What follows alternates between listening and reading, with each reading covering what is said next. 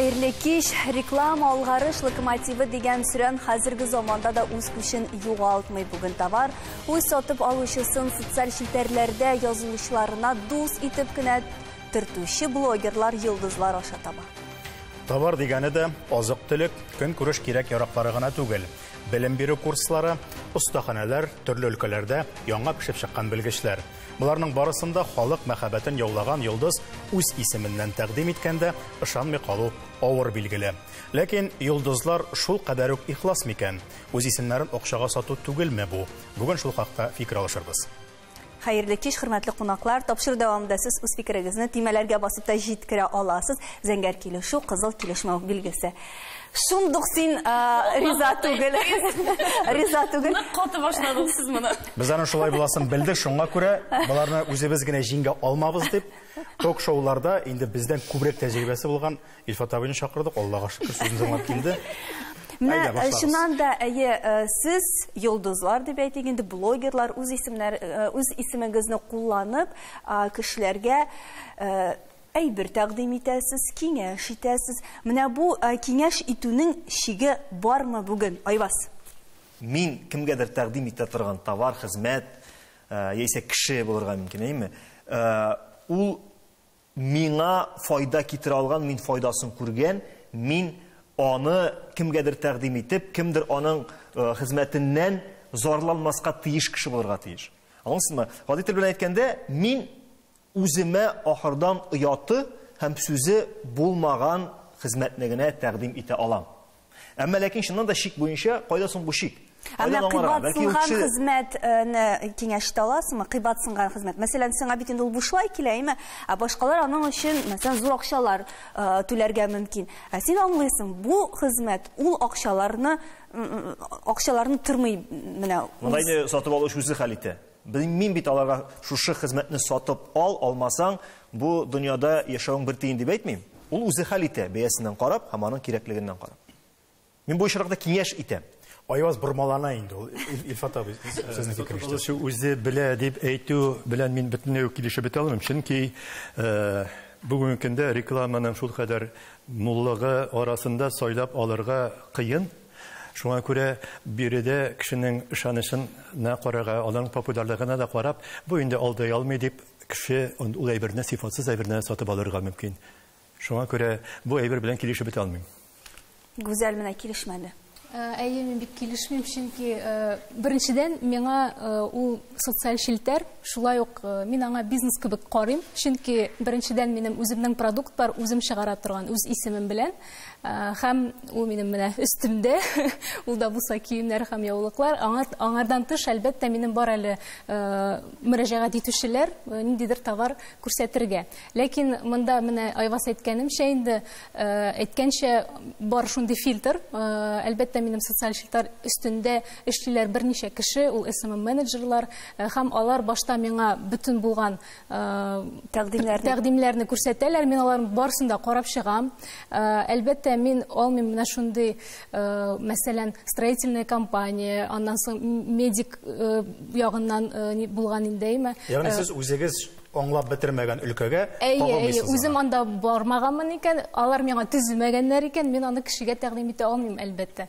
Һәм әле мин дини кеше буларак та кешене алдый да алмыйм, чөнки миндә ниндидер җаваплык бар. Мин бит аны кешегә күрсәтәм дә әйтәм, менә миңа ул ошады, дим бит инде. Ә менә язучылар арасында бармы шундыйлар? Гүзәл, менә сез күрсәткән идегез, без алдык, ә ул менә начар товар булып чыкты. Дөресен генә әйткәндә, менә гел хәтерләмим.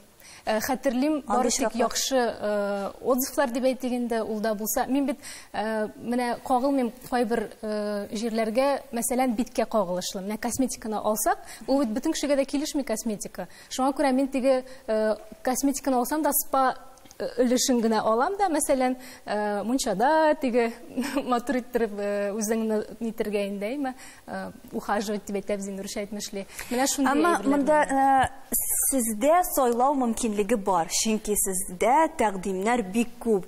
Ә менә блогерларга тәкъдимнәр күп киләме икәндер? Тәкъдимнәр күп килә. Бер искәртмә. Сездә сайланасызмы? Монсын алам, монсын алмыйм дип. Мин Айваз белән килешәм. Искәртмә ясамакчы идем. 99%-та безгә үзләре язалар. Без бәйләнмибез. әйдәгез әле, қоя диван сайладым, язым әле, қоя диваныңызны бар тораша берегіз әле деп. Көп очракта біз информацияны алабыз гына. Аннан соң инде менә сайлыйбыз, сайланабыз. Так, мәсәлән, менә үзем турында әйтәм. Күп кеше яза, ләкин берсе белән эшли башлыйсың икән, сиңа уже үзеңдә шундый оят, икенче көнгә икенчене шундый ук сөйләсәң. Заказ бирүче каршындагы җаваплылык турында сөйли башлады. Бу һәр кешенең үз ягы дигәндә. Монда җәмәгать икенче ягы да бар. Ринат, син бүлеп карыйсыңмы? Син блогер. Син тамашачыга алдан ук менә мин шушы өлкәдә эшлим һәм шушы социаль челтәр кагыйдәләре буенча эшчәнлегемне алып барачакмын дип чыккан кеше. Ләкин безнең студиядә басып торучы һәм реклама куючы кешеләр, алар бит блогерлар түгел, алар иң беренче чиратта я диджей, я җырчы, я артист буларак үзләренә исем булдырган кешеләр. Аннан соң шушы исемне социаль челтәргә күчереп, шуның нигезендә хәзерге көндә инде күпмедер рекламаны төртүчеләр дип әйтик. Әлбәттә төрле юллары бар. Ләкин син монда бүлеп карамыйсыңмы? Әгәр дә блогер икән, ярар. Аның тормышы, яшәеше икмәге шул. Икенче якта танылган шәхесләр. Синең ипиңне алмыйлармы алар? Юк, бик кызык сорау, беләсезме? Менә мин элек уйлыйдырым. Син бит инде, мәсәлән, җырлыйсың. Нишләп син монда кысыласың дип, нишләп син үзеңә блогер дигән әйбер куйдың? Син артист дип яз үзеңне, әйме? Аннан соң инде үсә баргач аңлыйсың. Һәрберсенә гүзәл дөрес әйтте. Элегрәк матур фотолар, минем альбом реклама куймый, мин 2 ел алып баргач кына куя башладым. Аннан соң аңлыйсың инде. 4 ел элек Данил Сафаров миңа нәрсә диде. Нишләп без татарлар оялабыз интернетта акча эшләргә? Нишләп без аны әкрен генә сөйлибез? Без горурланырга тиеш. Без интернетта акча эшли беләбез. Эшли башладык. Татар ничек дип әйтим, интернетта татарча сөйләп реклама сатып. Шәп бит ул. Төрле фирмалар, федераль фирмалар киләләр сиңа анда. Әйтмим исемнәрен. Күп кеше. Мин үзем горурланам. Мин амбассадор буларак алар турында сөйли алам. Данилга менә кемнән башланган топты? Кем гаеплейме? Исеңдәме? ТНВ каршында сөйләштек бу темага. Булгандыр. Данил, син уйламыйсыңмы, татар эстрадасы йолдызлары шул рәвешле үзләренең дәрәҗәләрен төшерә дип? Минем башлыйсым килә эстрада йолдызлар дип әйтәсез бит инде яклаудан, беренчедән. Аларның чөнки күпчелеге дәүләттән акча алмыйчы эшли торган кешеләр. Шулай бит. Аларның хезмәтендә, мәсәлән, менә телевизор караучыларның, налог түләүче, салым түләүчеләрнең акчасы юк. Шулай бит. Шуңа күрә, әгәр дә салым түләүчеләр акчасына яшәсәләр, без аларга нинди дә булса сорау бирә алыр идек. Алар үзләре булдырган шәхесләр. Һәм менә алар үзләре булдырдылар, алар җырчы булдылар, алар фәлән 1000 кешеле аккаунтлар хуҗалары булдылар дип әйтик инде. Алар үзләре тели нәрсә эшлисләр килә, шунысын эшлиләр. Монда бар закон, кануннан читләр төшмәсә бер хәл. Һәм үзләренең репутациясе. Инде репутация белән ничек эшлисләр килә, шулай эшлиләр. Мәсәлән, ниндидер юк бар товар белән бер көнлек акча эшләп алырга мөмкин, әмма репутацияңны югалтасың. Менә хәзер бит инде бик күп репутацияны югалтучы товарлар нәрсә? Ну, мәсәлән, гел барып тоташа бит инде челтәрле маркетингка, шулай бит. Челтәрле маркетинг ул бөтен дөньяда таралган әйбер, ул без татарлар уйлап чыгарган әйбер түгел, ул гадәти әйбер, ул нормаль әйбер, ул бер инструмент.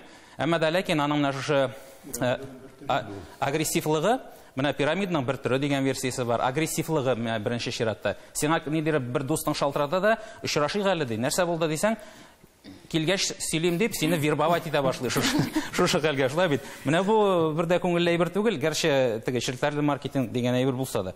Һәм челтәрле маркетингта миңа калса иң мөһиме товар түгел, ул товар яхшы да булырга мөмкин, начар да булырга мөмкин. Иң төп үзәктә менә шушы челтәр. Пирамида. Кемнедер алып килү, күпмедер товар алу, мәҗбүри алу, менә шушылар белән һәм менә шушы агрессивлык, ямсызлык килеп тоташа инде менә күп кенә җырчыларга. Аларны сушига реклама ясау, мәсәлән, сушига реклама ясау.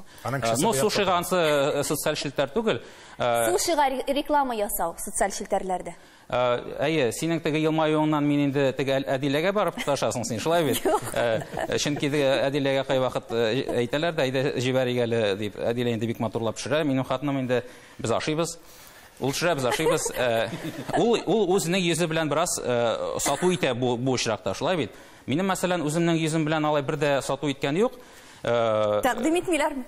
Юк, беләсеңме, ничектер ул тәкәбберлек тә түгел. Минем ваклыйсы килми. Бу тәкәбберлек дип уйлый күрмәгез. Менә мәсәлән, Искәндәр Сиражи карап утырса безнең сәламаңа. Менә мин Искәндәр Сиражины журналист буларак нитәм инде, менә хөрмәт итәм. Мин Инстаграмда менә сушап килделәр әле дип, корсагын киереп, ашап утыра ул Сиражи, сиңа туры килми.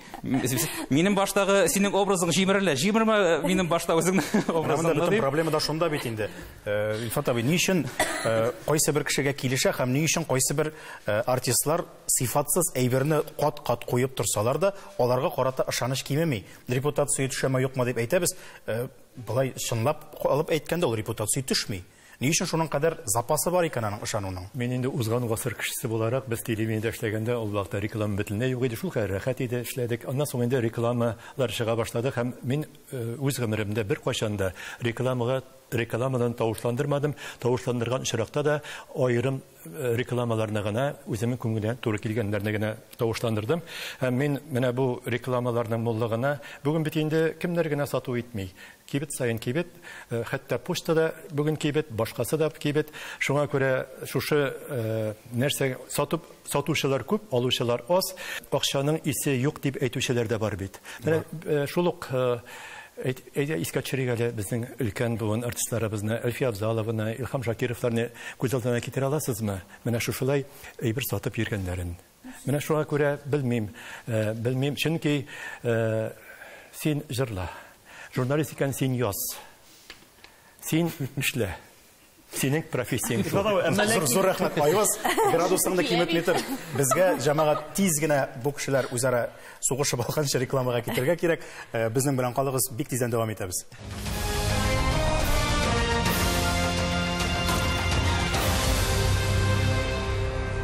Эфирда таяну нуктасы тапшыру без дәвам итәбез. Исем сатам, кем ала? Бу темага без кызу гына сөйләшү алып барабыз бүген. Рекламага киткәнче менә сез каршы килгәнсез нинди фикерләргә Олина? Мин бер үзем Менә калдым. шундый кызык фикер әйтелде хәзер. Илһам абый, Әлфия апаларны күз алдыгызга китерегез дип. Илһам абый, Әлфия апа, алар бит инде отарбасында йөргән кешеләр. Алар ничек итеп реклама ясасын инде? Вакытында алар да вакытлар белән файдалана алганнардыр. Базар мөнәсәбәтләре, радио базар мөнәсәбәтләрендә, телевидение базар мөнәсәбәтләре, бөтен җирдә базар мөнәсәбәте хәзер. Менә бу урында каршы килергә дип сулап кына яшәргә кушасыз бугай. Юк, Алина беләсезме? Менә бу урында каршы килергә мөмкин, чөнки минем ишеткәнем бар, Илһам абый Шакиров хәтта банкетларда җырламаган шәхес. Ул да баш тарткан, ул банкетлардан баш тарткан. Хәзер дә беләм, аерым җырчыларны банкетларда җырламый. Үз дәрәҗәсен белеп, сәхнә тота. Базар мөнәсәбәте дигәч тә һәм ат арбасында йөрде дигәч тә, аның бит дәрәҗәсе ат арбасы биеклегендә түгел. Аның бит һәйкәл куелып пьедесталы бар җәмәгать. Элек бит андый заман булмаган инде. Элек гомумән икенче төрле булган. Хәзер тамашачылар ничектер Илһам абыйлар бу заманны да күрделәр. Әлфия апалар бу заманны да күрделәр.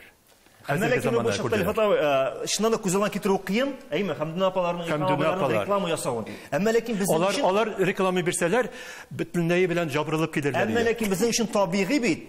Россия халык артистларының Константин Хабенский, Сергей Безруковның теге яки бу банкның йөзе булуы, теге яки бу мобиль шелтәрнең нидер амбассадор булуы. Дөнья күләм караганда спорт төрле кроссовкаларның бар үзләренең йөзләре. Һәм беләсезме, бу Айваз, алар бит зур федераль банкларының йөзләре, сушины. Юк, мин шулай әйтәсем килә. Әлбәттә, һәрбер артист үзенең дөньяга карашына туры килгән продуктны рекламалый икән, бу күренеш аны кимсетми, аны түбәнәйтми дип саныйм. Аның бәясе арта. Мин телевидениедә эшләгәндә, мин баш редактор булдым һәм яңалыклар программаларын алып баручыларга рекламаларны тавышландырырга рөхсәт итми идем. Чөнки аларның тавышы менә шушында, шушы таяну ноктасында гына булырга тиеш, һәм аның тавышы теләсә кайда яңгырага тиеш түгел. Нинди акчага яшәргә? Шул юлдашларга журналистларга сушы аркылы китерәсез. Нигә без бит гомумән реклама дигәндә, ул булырга мөмкин, ниндидер бер милли продукт рекламасы. Шулай бит без нигәдер һаман негатив яктан карыйсыбыз килә. Чөнки чыннан да шундый хәзер безнең күренеш, реклама дигәч, җырчы реклама дигәч, суши күз алдына килә ниндидер вак хезмәтләр. ул бит булырга мөмкин зур хезмәт, ниндидер файдалы хезмәт, һәм шуннан да халык сиңа рәхмәт әйтә торган хезмәт. Мөмкин, әмма булганы юк. Табыш турында сөйләшегән. Социаль челтәрләрдә реклама биреп, бүген көндә яхшы гына яшәп буламы? Табыш күпме менә? Алина, Гүзәлем бәлки җавап бирер. Минем әйтәсем килә гомумән опять наш сорауга кайтып инде әйтүгә кайтып безнең олы исемле артистларыбыз алай ясамаган дип рекламаны. Хәзер менә Алина дөрес әйтте, инде тормыш бик үзгәрде, эстрадада бигрәк тә. Без акчага ротация сатып алабыз, акчага телевидениедә ротация алабыз, авторларга шулай акча түлибез, бөтен җирдә акча түлибез. Ул вакытта клипларны акчага төшерәбез. Хәзер шуңа күрә хәзер артистлар да бик күп эстрадада. Үзебез дә хәтта карыйбыз да, телеканалны ачып, хәтта белмибез кем икәнен, яисә концертта кемдер чыгыш ясый, без аны белмибез кем икәнен, без артистлар белмибез кем икәнен, беләсезме? Менә шундый хәзер замана һәм монда инде былай чагыштыру дөрес түгел дип әйтәсем килә инде. Акча турында берәүдән дә әйтәсе килмер инде. Итмәгән шул күп мөгә чыга. Менә шуңа әйтәм инде, шушы соцчелтәрләр безгә артистларга менә шушы чыгымнарны әзрәк каплар өчендә булыша, әлбәттә. Һәм мин аны санамыйм, безнең статусны ул төшерә дип, менә мин әле бүген үзем генә сорадым әле, кызыксындым подписчиклардан. Мен әйтәм, сез менә ничек уйлыйсыз, статусны төшерәме, артистны төшермиме? Һәм күпләре язды, бу инде хәзер нормаль күренеш, һәм миңа бик булышты сезнең рекламагыз дип, чөнки сез бит аны үзегез кулланасыз һәм үзегез безгә тәкъдим итәсез. Без дә сорадык социаль челтәрләрдә, йолдызлар бүген көндә сатучыга әйләнде һәм сез моңа ничек карыйсыз, аларның дәрәҗәләре төшмиме дип. Ничек уйлыйсыз, нәтиҗәләр ниндирәк булды? Кешеләр бик күп бит ул. Менә мин хәзер кай вакыт керәм комментарийларга, име? Артистларга язалар, олы апаларын язалар. Син фәләндә син түгән, сине фәлән итәргә кирәк түгән. Шок катып чыгам. Булар мәйтен буларның бит оныклары бар. Буларның балалары бар. Ничек үзенең баласы урынына туры килә торган балага язып була?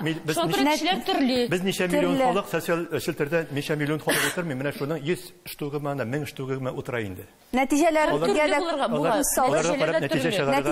күз салыйк. Димәк, дөрес эшлиләр, акча эшләү гаип түгел, бар 11% кына шулай дип җавап кайтарган. Дәрәҗәләрен төшерәләр, атказанган артистка бу килешми. 50% теләсә нәрсә эшләсеннәр, кешедә эшем юк 39%. Инде үземнең тыелган челтәргә куйган идем, анда да нәкъ Атказан булгачтын эшләмәде бәлки. Минем сорагым 51% булган булыр иде. Без һәр вакыт менә ни өчендер күзаллана тотабыз артист, җырчы, атказанган дип әлемендә хәтта махсус рәвештә соравын шулай биргәннәр име? Әлбәттә моңа басасы килеп тора. Без бу очракта аны артист итеп карамыйк, фикер иясе итеп карыйк. Беләсезме, мин сату дигәндә, менә шул Альбертны әйтик мәсәлән. Альберт үзе сатмыйм һәм реклама ясаган дисә дә, мин тәгъин әйтә алам, ул сата идея. Идея реклама караганда әле ул кешегә күбрәк йогынты ясый торган. Мин аны бушка таратам.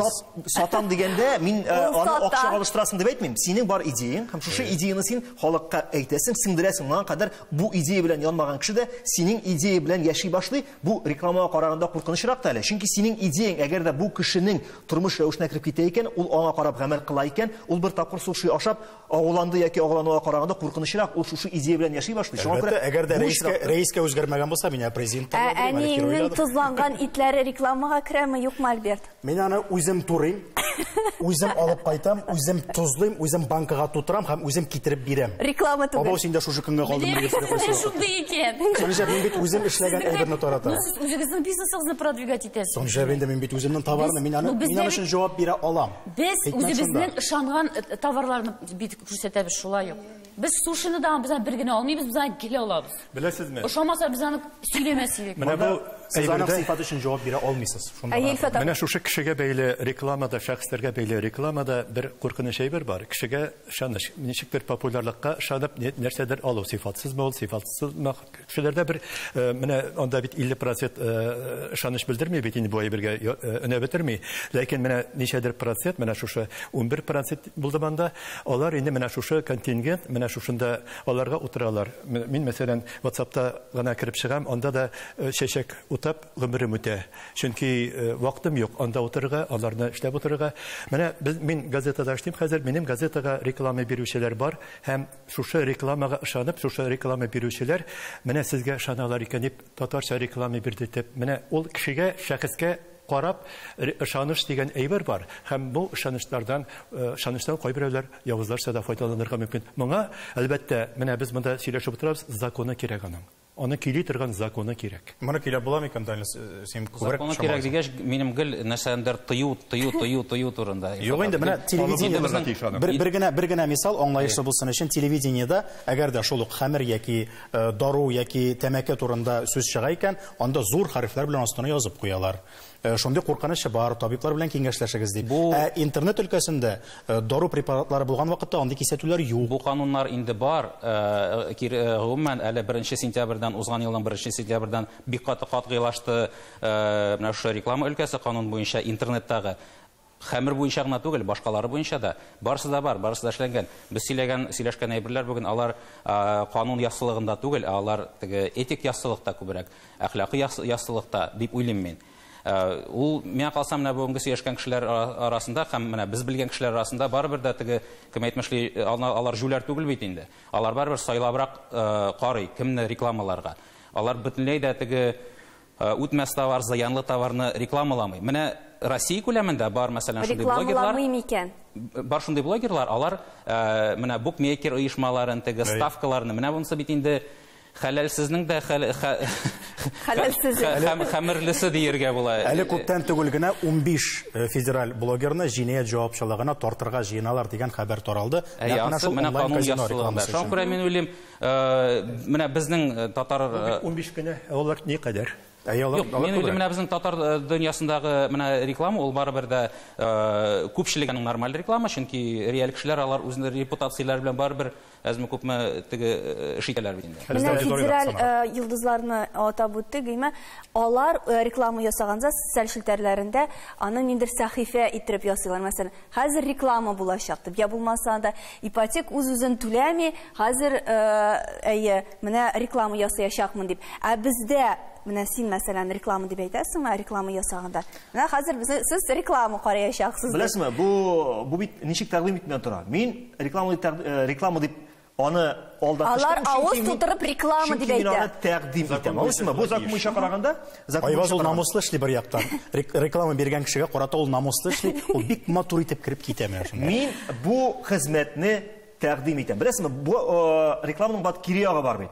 Бүгенге көндә хезмәтләр бик күп бар. Бар 40лап шулык суши пешерә торган кибетләр әйме, бар унлап йорт сала торган фирмалар һәм әлбәттә бу очракта үзенең эшен намуслы караган блогер, шәхес бәлки файда да эшлидер. Менә шушы унысы арасыннан кайсы яхшы микән? Миңа хәзер йорт салырга вакыт җитте, кайсысына мөрәҗәгать итим икән дигәндә, намуслы блогер тәкъдим иткән фирма төзеп бирү, ул бәлки күп кенә аның сорауларына җавап бирү, аны ялгыш юлдан җибәрү аны тыя торган әйбердер. Незваный гость хуже татарина дип әйтәр бит әле. Менә хәзер шул мәкальне үзгәртәсе килә башлады, әйме? Чөнки теге блогерлыкка кергән артист блогерның үзенә караганда да начаррак шикелле миңа хәзер. Чөнки Ренат килгәннән бирле бер җөмлә әйтте дә, блогер башы белән әле дә булса куркып тора. Ренат теге акча темасына әйләнеп кайтып, ул дөрестән дә реклама белән шул дәрәҗәдә акча эшләп буламы һәм бүгенге көндә үз исемен корбан итеп, үз исеме белән рисковать итеп, әйеме? Шуны куркыныч астына куеп, акча эшләү кызыктыруы шул кадәр көчле микәнни? Без бит татар блогерлар турында сөйлибез. Кемнәр сәхифәләрен татарча алып баралар. Хәзерге вакытта блогерлык белән генә татар блогеры яши алмый, чөнки без элек, мәсәлән, мин санасам, менә без саны 15-20, хәзер аның күбесе татарча алып бармый. Алар аңлыйлар. Шикләнгән сторисларны уже татарлар гына карый, тәк русларга да төшәсе килә, бөтен русчага күчеп беттеләр. Шуңа күрә гомумән татарча түгел, татарлар эшли ала. Андый мисаллар күп, алар хәзер, әлбәттә татарча дөрүшә дә баралар, эшли алар 100 мең, 150 мең легко. Һәр ялтыраган алтын түгел, һәр җырлаган бүгенге көндә җырчы түгел, һәм һәрбер реклама файдага түгел. Шунысын онытмагыз. Әйе, базар мөнәсәбәтләрендә яшибез, акчага теләсә нәрсә сатып алып була, әмма бик күп әйберне сатып алып булмый. Шул исемлеккә исем дә керә. Әгәр дә сез җәмгыятьтә үз исемегезне булдыргансыз икән, аны кадерле дә белергә кирәк. Таяныр нокта һәр вакыт бар, шуны онытмагыз. Зур рәхмәт.